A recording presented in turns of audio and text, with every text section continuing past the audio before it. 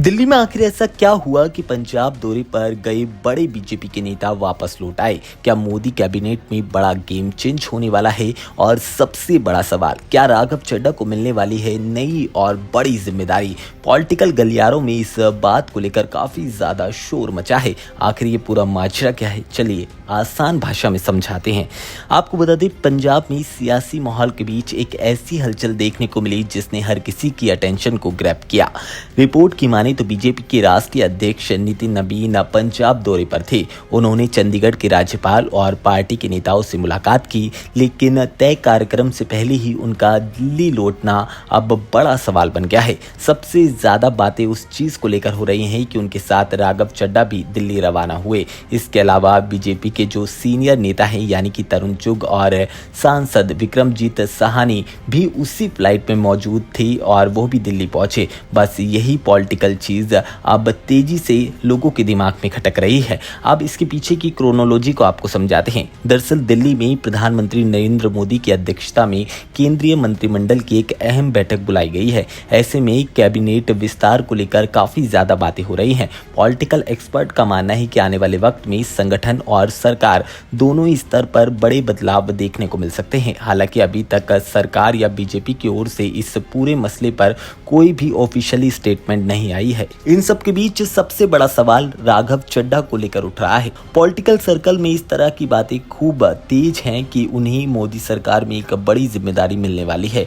कुछ रिपोर्ट्स में दावा किया जा रहा है कि पंजाब विधानसभा चुनाव से पहले उन्हें अहम रोल दिया जा सकता है, लेकिन इस बात का भी ध्यान रहे कि ये सिर्फ अटकलें हैं। किसी भी तरह की कोई भी ऑफिशियली अनाउंसमेंट अभी तक नहीं हुई है। दूसरी तरफ बीजेपी संगठन में भी बड़े फेरबदल को लेकर बातें चल रही हैं। नई टीम को लेकर मंथन जारी है और माना जा रहा है कि आने वाले दिनों में कई नए चेहरे बड़ी जिम्मेदारियां लेते दिखाई दे सकते हैं। ऐसे में दिल्ली में हो रही हर मीटिंग पर सबकी नजरें हैं। अब देखना दिलचस्प होगा कि कैबिनेट मीटिंग के बाद ये अटकलें खत्म होती हैं या सच में कोई बड़ा पॉलिटिकल सरप्राइज लोगों को मिलने जा रहा है। फिलहाल ऑफिशियली कंफर्मेशन का इंतजार है। जैसे ही कोई बड़ा अपडेट आता है तो हम आपको सबसे पहले देंगे और इस तरह की फास्ट, सिंपल और एक्सक्लूसिव पॉलिटिकल अपडेट्स के लिए आप हमारे चैनल को सब्सक्राइब करना बिल्कुल मत भूलना।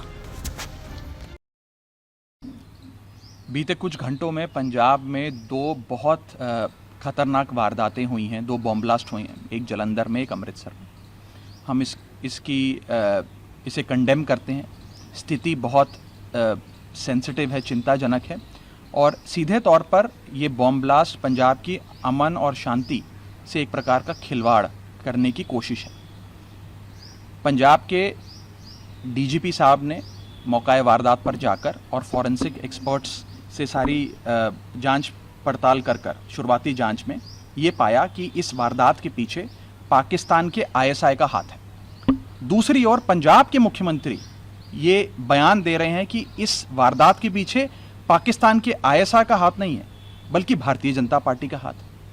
तो मैं सीधे तौर पर ये पूछना चाहता हूं कि पंजाब के मुख्यमंत्री भगवंत मान साहब पाकिस्तान की आईएसआई को क्यों क्लीन चिट देना चाहते हैं और क्या उनकी इतनी दुश्मनी भारतीय जनता पार्टी से और अपने पॉलिटिकल ओपोनेंट से हो गई है कि आज उस पॉलिटिकल ओपोनेंट पे दोषारोपण करने के लिए उन्हें पाकिस्तान की आईएसआई की गोद में जाकर बैठना पड़ रहा है। हम अक्सर देखते हैं कि आईएसआई जब भी किसी वारदात को अंजाम देती है तो उसके बाद उससे किनारा कर लेती है और कहती है ये तो फॉल्स फ्लैग ऑपरेशन है, हमारा कुछ लेना देना नहीं है। आज भगवंत मान साहब सीधे तौर पर आईएसआई का नैरेटिव को आगे बढ़ा रहे हैं। जो बात आईएसआई कहती है वही मान साहब कह रहे हैं। तो ये बहुत खतरनाक है। मैं समझने का प्रयास कर रहा हूं कि क्यों भगवंत मान साहब, ऐसी कौन सी वो कंपल्शंस हैं जिसके चलते उन्हें इन आतंकवादियों को और इस आईएसआई को क्लीन चिट देने की इतनी जल्दी पड़ी है और सीधे तौर पर वे अपने पॉलिटिकल ओपोनेंट को इसके लिए ब्लेम कर रहे हैं। ये बहुत चिंताजनक बयान है। इसे गंभीरता से लेना चाहिए और समझना चाहिए कि उनकी ऐसी क्या मजबूरियां हैं जिसके चलते वो इस प्रकार के बयान देने के लिए मजबूर हैं। दूसरा विषय यह है कि पंजाब एक बहुत सेंसिटिव बॉर्डर स्टेट है।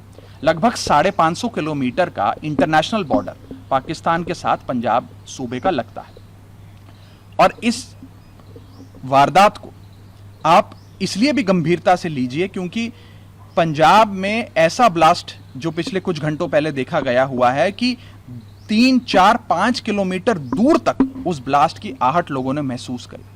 और इस ब्लास्ट की लोकेशन, जैसे कि जालंधर में जो ब्लास्ट हुआ, वो एक ऐसी जगह हुआ जहां 3 जगह से वो जगह आर्म्ड फोर्सेस, पैरामिलिट्री फोर्सेस और पंजाब पुलिस के हेडक्वार्टर से ढकी गई थी।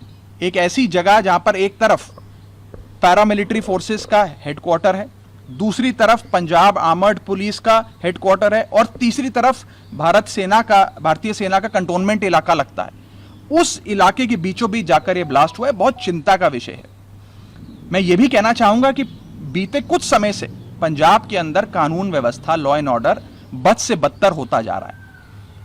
लोगों को थ्रेट कॉल, एक्सटॉर्शन कॉल, जान से मारने की धमकियां, चोरी, डकैती, छोटे ब्लास्ट, सिलेंडर ब्लास्ट से लेकर तमाम तरीके के एंटी सोशल एलिमेंट्स द्वारा अंजाम दी जा रही वारदातें, तमाम चीजें बढ़ती जा रही हैं और पंजाब का लॉ एंड ऑर्डर खराब होता जा रहा है। मैं मुख्यमंत्री साहब से यह दरख्वास्त करूंगा कि अपना पाकिस्तान प्रेम छोड़कर वे पंजाब सूबे के हालातों का जायजा ले और कैसे पंजाब में लॉ एंड ऑर्डर फिर से कायम किया जाए, उस पर काम करें। लेकिन राघव जी, चूंकि आप पंजाब में मुख्यमंत्री को नज़दीक से जानते हैं, काफ़ी साल से काम किए हैं, जिस तरह का उनका बयान है भारतीय जनता पार्टी पर जो आरोप लगाए, क्या वो किसी के दबाव में लगा रहे हैं, किसी का प्रेशर है उन पर? देखिए, भगवंत मान साहब आईएसआई को क्यों क्लीन चिट दे रहे हैं ये तो वही बता पाएंगे। क्या उन पर किसी और का इन्फ्लुएंस है, किसी शख्स ने उन्हें कहा कि आप इस प्रकार का बयान दीजिए, या उन्होंने कोई ऐसे पदार्थ का सेवन किया है उसका इन्फ्लुएंस है, ये तो मैं नहीं कह सकता। ये तो वही बता पाएंगे कि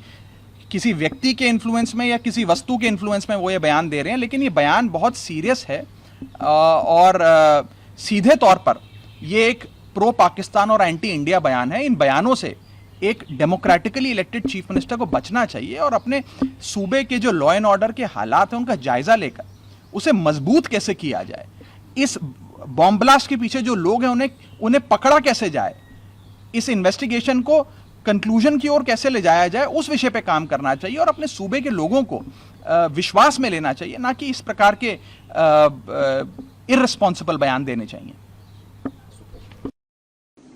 सर, पंजाब में ईडी की कार्रवाई चल रही है, क्या कहेंगे सर इसको लेकर?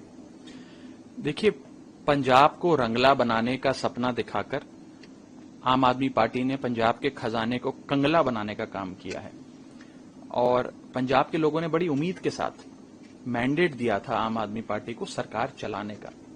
मैंडेट सरकार को लूटने का या पंजाब को लूटने का नहीं था। जो अभी जानकारियां आ रही हैं, जिस प्रकार से 21 लाख रुपए की रकम को बैल्कनी से फेंका गया ईडी रेड के दौरान, जो दस्तावेज सामने आ रहे हैं जो बता रहे हैं कि कई 100 करोड़ की राउंड ट्रिपिंग की गई है फंड्स की, वो तो यही दिखाता है कि ये एक बहुत बड़ा बिट्रेल है पंजाब के मैंडेट के साथ। और ये धक्का जो हुआ है ये पंजाबियत के साथ है जो आम आदमी पार्टी ने किया है। मैंने पहले भी कहा था और हम सब तमाम 7 सांसद जिन्होंने आम आदमी पार्टी से नाता तोड़ा, उन्होंने छोड़ते हुए ये बात कही थी कि आम आदमी पार्टी पूरी तरीके से करप्ट और कॉम्प्रोमाइज लोगों के हाथ में फंस कर रह गई। और जब भी हमने पार्टी के भीतर रहते हुए ये विषय उठाने की कोशिश करी तो हमें चुप करा दिया गया, हमें साइलेंस कर दिया गया।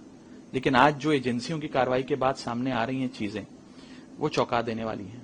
आप खुद ही सोचिए कि पंजाब सरकार के एक लाइजनर के घर पे जब ईडी का छापा पड़ा तो उन्होंने अपनी बैल्कनी से 9वें मंजिल पे रहते थे, उन्होंने 21 लाख रुपए का बोरा नीचे फेंक दिया। अगर ये ईमानदारी से कमाया गया पैसा होता तो कोई उस पैसे को 9वें माले से नीचे फेंक देता। 21 लाख छोड़िए, 21 रुपए भी अगर ईमानदारी का होता तो इंसान नहीं फेंकता। दूसरी ओर जो डॉक्यूमेंट सामने आ रहे हैं वो बता रहे हैं कि यूएई, कनाडा, ऑस्ट्रेलिया में कंपनीज बनाकर राउंड ट्रिपिंग ऑफ फंड्स किया गया है। ये तमाम जो चीजें हैं ये यही दिखाता है कि ये पंजाब के लोगों के साथ सबसे बड़ा धक्का है, सबसे बड़ी लूट है।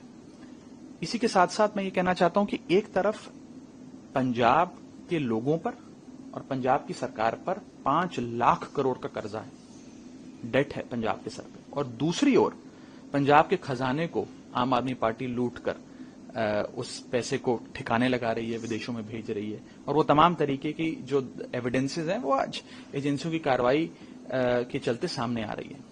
लेकिन असली कार्रवाई और असली जांच के बाद कार्रवाई एजेंसियां तो करेंगी ही, उससे कहीं ज्यादा पंजाब के लोग असली कार्रवाई करेंगे जब पंजाब विधानसभा का चुनाव होगा, और वो इस प्रकार की लूट खसूट को, पंजाब के साथ जो धोखा हुआ उसे नकारेंगे।